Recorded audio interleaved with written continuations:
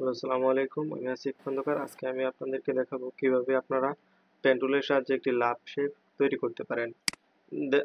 আপনারা ফার্স্টে পেন টুলটা নেবেন, দেন আপনার আর্টবোর্ডে আপনার মাউসের লেফট বাটন ক্লিক করে ড্র্যাগ করবেন। ঠিক আছে?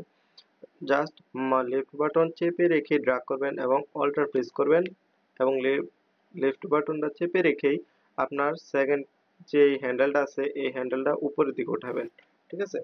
দেন আমি আমার অল্টার কিটা ছেড়ে দিলাম। ছেড়ে দেওয়ার পর আমি নিচে থেকে আবার ড্র্যাগ করলাম।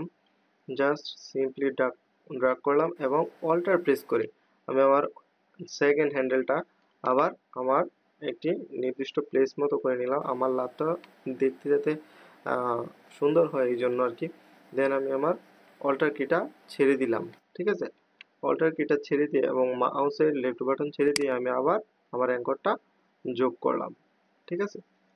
তো এইভাবে আপনারা এই টেকনিকটা ইউজ করে আপনারা জাস্ট আমার কথাটা খেয়াল করবেন আমি কি কি বলছি এবং কিভাবে মাউস ধরে রাখছি, চেপে ধরে রাখছি এবং অল্টার প্রেস করছি।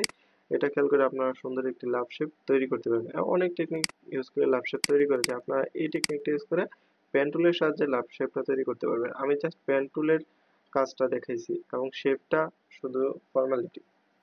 তো আজকে এই পর্যন্তই। যদি আপনাদের টিউটোরিয়ালটা ভালো লাগে তাহলে একটি লাইক দিবেন, কমেন্ট করবেন এবং সাবস্ক্রাইব করবেন।